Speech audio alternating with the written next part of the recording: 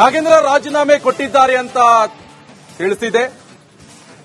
ಕೃಷ್ಣ ಕಚೇರಿಯಲ್ಲಿ ನಾಗೇಂದ್ರ ಕಾಯ್ತಾ ಇದ್ದಾರೆ. ನಾಗೇಂದ್ರ ರಾಜೀನಾಮೆಗೆ ಸಿಎಂ ಡಿಕೆ ಶಿವಕುಮಾರ್ ಪ್ರತಿಕ್ರಿಯೆಯನ್ನ ಕೊಟ್ಟಿದ್ದಾರೆ. ದಲಿತ ಸಚಿವನ ವಿರುದ್ಧ ಬಿಜೆಪಿ ನಡ್ಕೊಂಡಂತ ರೀತಿ ಇದು. ನಡ್ಕೊಂಡ ರೀತಿಯನ್ನ ಜನ ಗಮನಿಸಿದ್ದಾರೆ. ವಿಪಕ್ಷಗಳ ಒತ್ತಡಕ್ಕೆ ಸರ್ಕಾರ ಮಣಿದಿಲ್ಲ ಅಂತ ಡಿಕೆ ಶಿವಕುಮಾರ್ ಹೇಳ್ತಿದ್ದಾರೆ. ಬನ್ನಿ ಇದಕ್ಕೆ ಸಂಬಂಧಪಟ್ಟಂತೆ ಏನೇನು ಹೇಳಿದ್ರಂತ ಕೇಳಿ. ಮನಸ್ಸಿಗೆ ಬಹಳ ನೋವಾಗಿದೆ ಅವರಿಗೆ. ಯಾಕೆಂದ್ರೆ ಒಬ್ಬ ನಿರಪರಾಧಿ.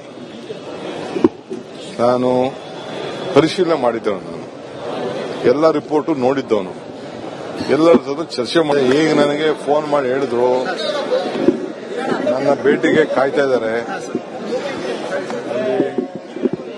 ಬಹುಶಃ ಕೃಷ್ಣ ಕಚೇರಿಯಲ್ಲಿ ಇರಬೇಕು, ಮನೆಯಲ್ಲೋ ಇಲ್ಲ ಕೃಷ್ಣಲ್ಲೋ ಇರ್ತೀನಿ ಅಂತ ಫೋನ್ ಮಾಡಿದ್ದಾರೆ. ನಾನು ಅವ್ರಿಗೆ ಈಗ ತಾನೇ ಘೋಷಣೆ ಮಾಡಿದ್ರು ಅಂತ ನೀವೇ ತಿಳಿಸಿದ್ರಿ. ನನಗೂ ಫೋನ್ ಬಂದಿತ್ತು, ಭೇಟಿ ಮಾಡ್ತೀನಿ. ಸರ್, ಅವರು ಸಚಿವ ಸ್ಥಾನಕ್ಕಲ್ಲ ಶಾಸಕ ಸ್ಥಾನಕ್ಕೂ ರಾಜೀನಾಮೆ ಕೊಡ್ತೀನಿ ಅಂತ ಒಂದು ನಿರ್ಣಯವನ್ನು ಕೈಗೊಂಡಿದ್ದಾರೆ ಸರ್.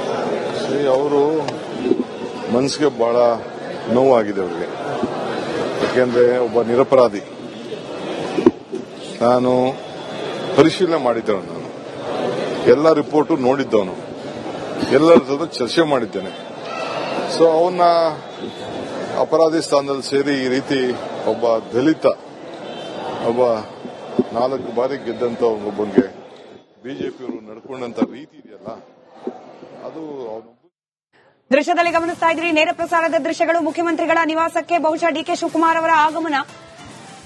ಈ ರಾಜೀನಾಮೆ ಘೋಷಣೆ ಆದ ತಕ್ಷಣ ನಾಗೇಂದ್ರ ಅವರು ಹೋಗಿದ್ದೇನೆ ನೇರವಾಗಿ ಮುಖ್ಯಮಂತ್ರಿಗಳ ಅಧಿಕೃತ ನಿವಾಸಕ್ಕೆ ಕಾದು ಕುಳಿತಿದ್ರು. ಖಾಸಗಿ ಕಾರ್ಯಕ್ರಮ ಮುಗಿಸ್ಕೊಂಡು ಬರ್ಲಿ ಅಂತ ಹೇಳಿ. ಇದೀಗ ಡಿಕೆ ಶಿವಕುಮಾರ್ ಅವರ ಆಗಮನ ಆಗಿದೆ. ರಾಜೀನಾಮೆ ಪತ್ರವನ್ನ ಕೊಡೋದು ಇತ್ಯಾದಿ ಇತ್ಯಾದಿ ಒಳಗೆ ಏನೇನಾಗುತ್ತೋ ಗೊತ್ತಿಲ್ಲ. ಯಾಕಂದ್ರೆ ಇದು ಒಂದು ರೀತಿಯಲ್ಲಿ ಪೂರ್ವ ನಿರ್ಧರಿತ.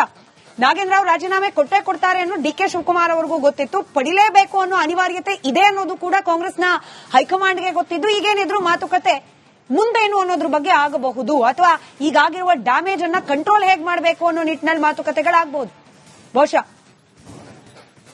ಅರವಿಂದ್ ಬೆಲ್ಲದವರು ನಮ್ಮ ಜೊತೆ ದೂರವಾಣಿ ಸಂಪರ್ಕದಲ್ಲಿ. ನಮಸ್ಕಾರ ಸರ್. ನಮಸ್ಕಾರ ಮೇಡಮ್.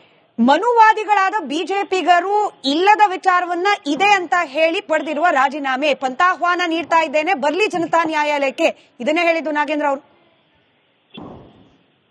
ಓಕೆ, ಬಿಜೆಪಿ ಪ್ರತಿಕ್ರಿಯೆ ಏನ್ ಸರ್ ಇದಕ್ಕೆ? ಏನಿಲ್ಲ, ದಲಿತರ ಹಣ, ನಾವು ಒಬ್ರು ದಲಿತರಾಗಿ ಮತ್ತೆ ಸ್ಥಿತಿವಂತ ವಾಲ್ಮೀಕಿ ಸಮಾಜದವರಾಗಿ ಬಡ ವಾಲ್ಮೀಕಿಗಳಿಗೆ ಇಷ್ಟಂತ ದುಡ್ಡನ್ನ ಹೊಡೆದಿದ್ದಾರೆ. ಸುಮ್ಮ ಏನೇನೋ ಕತೆ ಹೇಳ್ಕೊಂತ ಕುಂತಿಲ್ಲ. ಜನ ಏನಂತಾರ, ಆಯ್ತಪ್ಪ ಒಂದ್ಸತಿ ಏನೋ ತಪ್ಪಾಗ್ಬಿಟ್ಟೈತಿ, ಯಾವ್ದೋ ಪಕ್ಷದಲ್ಲಿ ಬಂದ ತಪ್ಪಾಯ್ತು, ನಮ್ಮ ಹೈಕಮಾಂಡ್ ಹೇಳಿದ್ರು ಅದಕ್ಕೆ ಹಿಂಗ್ ಮಾಡ್ಬೇಕಾಯ್ತು, ಅಥವಾ ಎಲೆಕ್ಷನ್ ಇತ್ತು ಅದಕ್ಕೆ ಹಿಂಗ್ ಮಾಡಿದ್ದೆ, ನನ್ ತಪ್ಪಾಯ್ತು ಕ್ಷಮಿಸ್ಬಿಡ್ರಿ ಅಂತ ಜನ ಹೇಳಿದ್ರೆ, ನಮ್ಮ ಜನ ದೊಡ್ಡ ಮನ್ಸಿನ ಜನ ಕ್ಷಮಿಸ್ಬೋದು. ಅದನ್ನ ಬಿಟ್ಟು ಇದೆಲ್ಲ ಹಿಂಗ ಬಡತನ ಮಾಡ್ಕೊಂಡು ಕುಂತ್ರೆ ಇವ್ರಿಗೆ ಯಾರ ಲೈಕ್ ಮಾಡ್ತಾರೆ ಕಾಂಗ್ರೆಸ್ ಪಾರ್ಟಿಗೆ? ಇದು ಸರಿಯಲ್ಲ. ಕಣ್ಣೀರ್ ಹಾಕಿದ್ದಾರೆ, ಬಹಳ ಭಾವುಕರಾಗಿ ಮಾತನಾಡಿದ್ದಾರೆ. ಒಬ್ಬ ದಲಿತ ಅನ್ನೋ ಕಾರಣಕ್ಕೆ ಬಿಜೆಪಿಗರು ನನ್ನ ಮಂತ್ರಿಯಾಗಿ ಮುಂದುವರಿಲಿಕ್ಕೆ ಬಿಡ್ತಿಲ್ಲ ಅಂತ ಹೇಳಿ ನೋಡ್ರಿ, ಇದು ಇವರು ದಲಿತರ ಮಂತ್ರಿ ಇದು ಪ್ರಶ್ನೆ ಇಲ್ಲ. ಇವರು ಒಬ್ಬರ ವಾಲ್ಮೀಕಿ ಸಮಾಜದವರಾಗಿ, ಹಿಂದುಳಿದವರಾಗಿ, ದಲಿತರ ರೊಕ್ಕ ಹೊಡಿಬೇಕಾದ್ರೆ ಇದನ್ನೆಲ್ಲ ವಿಚಾರ ಮಾಡ್ಬೇಕಲ್ಲ. ಸುಮ್ಮ ಹಂಗ ಅದು ಹೇಳ್ಬೇಕಂತ ಎಲ್ಲ ಮಾತಾಡ್ತಾರೆ. ಮತ್ತೆ ಅಷ್ಟ ತಾವು ಮಾಡಿದ ಸರಿ ಅಂತಿತ್ತು, ರಾಜೀನಾಮೆ ಯಾಕೆ ಕೊಡಬೇಕಿತ್ತು? ಇದು ಬಿಜೆಪಿಯ ಹೋರಾಟದ ಫಲ ಏನಲ್ಲ.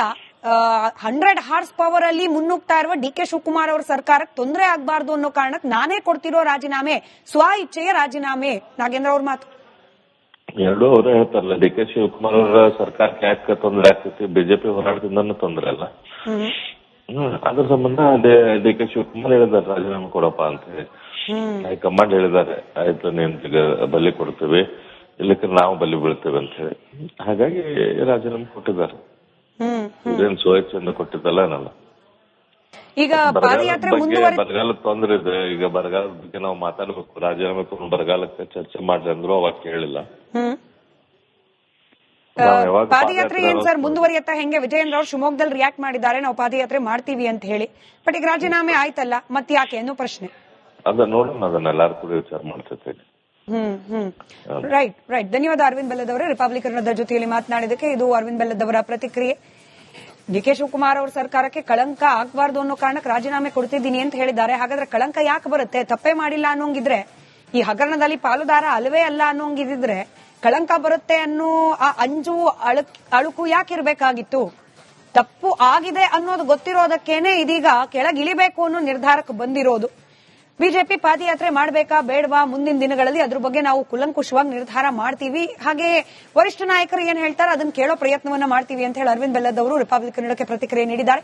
ಕೆಲವೇ ಕ್ಷಣಗಳ ಹಿಂದಷ್ಟೇ ನಾವು ದೃಶ್ಯಗಳಲ್ಲಿ ಗಮನಿಸ್ತಾ ಇದ್ವಿ, ಮುಖ್ಯಮಂತ್ರಿಗಳು ವಾಪಸ್ ತಮ್ಮ ಅಧಿಕೃತ ನಿವಾಸಕ್ಕೆ ಹೋಗಿದ್ದಾರೆ. ನಾಗೇಂದ್ರ ಅವರು ಅವ್ರಿಗಾಗಿ ಕಾದು ಕುಳಿತಿದ್ದಾರೆ.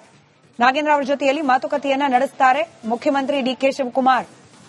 ಕರ್ನಾಟಕ ಇತಿಹಾಸದಲ್ಲಿ ಬಹುಶಃ ಇಂಥ ಪ್ರಸಂಗಗಳು ವಿರಳ, ಬಹುಶಃ ಇಲ್ಲವೂ ಇಲ್ಲ. ಒಂದೇ ಸರ್ಕಾರದ ಅವಧಿಯಲ್ಲಿ ಒಬ್ಬ ಸಚಿವ ಎರಡೆರಡು ಬಾರಿ ರಾಜೀನಾಮೆಯನ್ನ ಸಲ್ಲಿಕೆ ಮಾಡುವಂತ, ಅದರಲ್ಲೂ ಒಂದೇ ಪ್ರಕರಣಕ್ಕೆ ಸಂಬಂಧಪಟ್ಟಂತೆ ಎರಡೆರಡು ಬಾರಿ ರಾಜೀನಾಮೆ ಸಲ್ಲಿಕೆ ಮಾಡುವಂತಹ ಪ್ರಸಂಗ.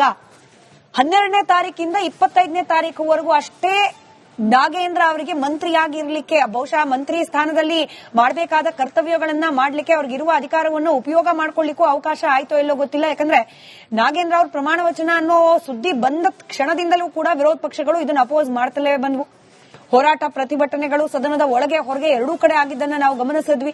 ಹೀಗಾಗಿ ಆಗ್ತಾ ಇರುವ ಡ್ಯಾಮೇಜ್ ಅನ್ನ ಕಂಟ್ರೋಲ್ ಮಾಡ್ಕೊಳ್ಳೋದು ಹೇಗೆ, ವಿರೋಧ ಪಕ್ಷಗಳ ಬಾಯಿ ಮುಚ್ಚೋದು ಹೇಗೆ, ಸರ್ಕಾರ ಸ್ಟ್ರಾಂಗ್ ಆಗೋದು ಹೇಗೆ, ನಾಗೇಂದ್ರ ಅವರಿಗೆ ಬೆಂಬಲವಾಗಿ ನಿಲ್ಲೋದು ಹೇಗೆ, ಇದೇ ಲೆಕ್ಕಾಚಾರಗಳು ಕಾಂಗ್ರೆಸ್ ಪಕ್ಷದ ಒಳಗೂ ಕೂಡ ನಡೆದಿರಲಿಕ್ಕೆ ಸಾಧ್ಯ. ಹೈಕಮಾಂಡ್ ನಾಯಕರ ಅನುಮತಿ ಕೂಡ ಪಡೀಲಿಕ್ಕೆ ದೆಹಲಿಗೆ ಹೋಗೋ ಅನಿವಾರ್ಯ ಪರಿಸ್ಥಿತಿ ಬಂತು. ಅಲ್ಲಿ ನಿರ್ಧಾರವಾಗಿ ನಂತರದಲ್ಲಿ ಇಲ್ಲಿ ಘೋಷಣೆ. ಇನ್ನು ಮುಖ್ಯಮಂತ್ರಿ ಡಿಕೆ ಶಿವಕುಮಾರ್ ಅವರು ಕೂಡ ಕೆಲವೇ ಕ್ಷಣಗಳಲ್ಲಿ ನಾಗೇಂದ್ರ ಅವರನ್ನು ಭೇಟಿಯಾಗುವವರಿದ್ದಾರೆ. ಅವರ ಬಳಿಯಲ್ಲಿ ಮಾತುಕತೆಯನ್ನು ನಡೆಸುವವರಿದ್ದಾರೆ.